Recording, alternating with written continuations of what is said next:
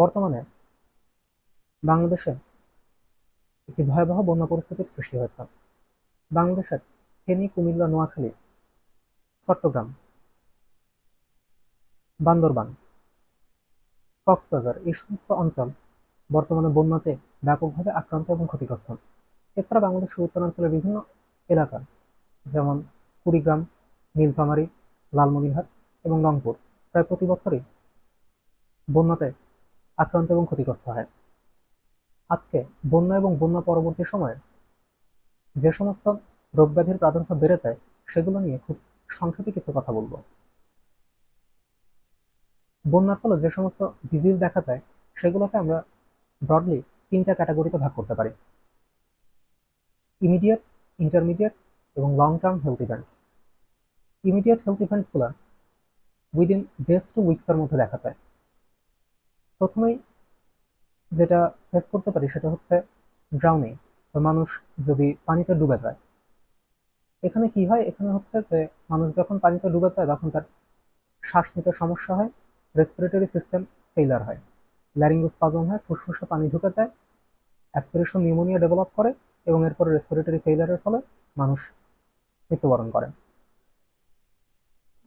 Immediate করণীয় হচ্ছে যে যত তাড়াতাড়ি সম্ভব পেশেন্টকে নিকটস্থ স্বাস্থ্যকেন্দ্রে নিয়ে যেতে হবে। পরবর্তীতে আমরা যেটা দেখতে পাই সেটা হচ্ছে যে বিভিন্ন ধরনের কাট ইনজুরি দেখা যায়। মানুষ বন্যার ফলে ডিসপ্লেসমেন্টের দরকার হয়, এক জায়গা থেকে অন্য জায়গায় চলাচল করে, এর ফলে বিভিন্ন জায়গায় আঘাত লাগতে পারে, কেটে যেতে পারে। এগুলো মাইনর ইনজুরি হতে পারে অথবা ডিপ ডার্টি উন্ড হতে পারে। অবশ্যই এগুলো অ্যান্টিসেপটিক দিয়ে আহ, পরিষ্কার করতে হবে, ক্লিন করতে হবে। এখানে সমস্যা হচ্ছে যে এগুলো অনেক সময় সেলুলাইটিস বা অ্যাবসেসের দিকে যেতে পারে, সেদিকে আমাদের খেয়াল রাখতে হবে। আর যেটা অবশ্যই করণীয় সেটা হচ্ছে যদি ডিপ ডার্টি উন্ড হয় তাহলে টিটানাস ভ্যাকসিন এবং টিটানাস ইমিউনোগ্লোবুলিন নিতে হবে যাতে টিটানাস বা ধনুষ্টঙ্কার না হয়। পরবর্তীতে আমরা আর যেটা দেখতে পারি সেটা হচ্ছে যে স্নেক বাইট, সাপের কামড়ের ফলে মানুষ আহ, স্বাস্থ্যকেন্দ্রে আসে বা মানুষকে সাপে কাটতে পারে।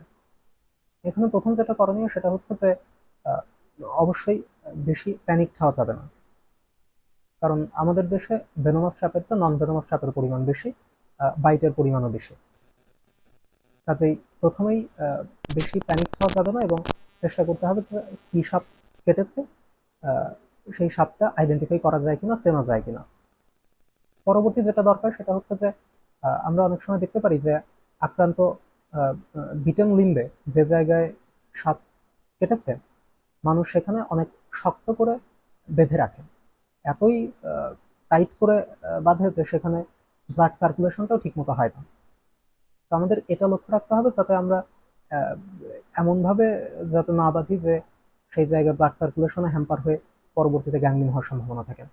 আমাদের করণীয় হচ্ছে যে যেখানে যে লিম্বে স্নেক বাইট করবে সেখানে আমরা ইমোবিলাইজ করে রাখবো। সেটা ক্রেপ ব্যান্ডেজ দিয়ে হালকা পরিমাণ বেঁধে বা কোনো স্টিক দিয়ে এমন ভাবে করতে হবে যাতে লিম্বটা, হাত হোক বা পা হোক, সেই জায়গাটা যাতে ইমোবিলাইজ হয়ে যায়।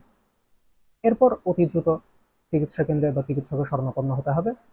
আহ, এখানে কিছু বিষয় লক্ষ্য রাখতে হবে যে ভেনোমাস সাপ যখন কাটে তখন কিছু কিছু সাইন সিমটমস দেখা যায়। এগুলো নিউরোটক্সিক সাইন্স, তারপরে হেমাটোটক্সিক সাইন্স, তারপর মায়োটক্সিক সাইন, এই কিছু সাইন গুলো দেখা যায়। তো নিউরোটক্সিক সাইনের মধ্যে প্রথম যেটা দেখা যায় সেটা হচ্ছে যে বাইল্যাটারাল প্রসেস ডেভেলপ করে, চোখের পাতা, দুই দিকের চোখের পাতা নিচের দিকে ঝুলে যাবে। তারপর ব্রোকেন নেক সাইন, এটা হচ্ছে যে মানুষের ঘাড় ভেঙে যাবে, ঘাড় ভেঙে পড়ে যাবে, অনেকটা এরকম মনে হবে। এছাড়া স্পন্টেনিয়াস ব্লিডিং হতে পারে বিভিন্ন জায়গা থেকে, সেটা দেখতে হবে। আহ, এছাড়া আহ, প্রস্রাবের যে রং, প্রস্রাবের রংটা গাঢ় হতে পারে, অনেক সময় অ্যাকুইট কিডনি ইনজুরি ডেভেলপ করতে পারে, প্রস্রাব বন্ধ হয়ে যেতে পারে। তো এই জিনিসগুলো লক্ষ্য রাখতে হবে। এগুলো যদি এই সাইন সিমটমস গুলো দেখা যায়, যেরকম চোখের পাতা ঝুলে পড়তেছে, মানুষের ঘাড় পেছনের দিকে ভেঙে যাচ্ছে এরকম মনে হচ্ছে, তারপর আহ, যে জায়গায় সাপ কেটেছে সেই জায়গা যদি লোকালি অনেক বেশি সোয়েলড হয়ে যায়, আহ, রং পরিবর্তন হয়ে যায়, বিভিন্ন জায়গা থেকে স্পন্টেনিয়াস ব্লিডিং হয়, তাহলে অ্যান্টিভেনমের দরকার হতে পারে। এবং এগুলো অ্যান্টিভেনমের ইন্ডিকেশন এবং তাহলে অবশ্যই অতি দ্রুত অন্য কোথাও সময় নষ্ট না করে যত তাড়াতাড়ি সম্ভব নিকটস্থ চিকিৎসা কেন্দ্রে আমাদের নিয়ে যেতে হবে।